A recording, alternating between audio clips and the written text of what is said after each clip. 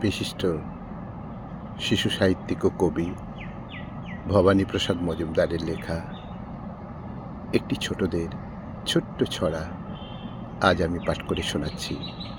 ছড়া নিয়ে ডিম হিমশিম। শুরু করছি। ভোদা বলে, শোন হাদা, বল দেখি তো গাধা।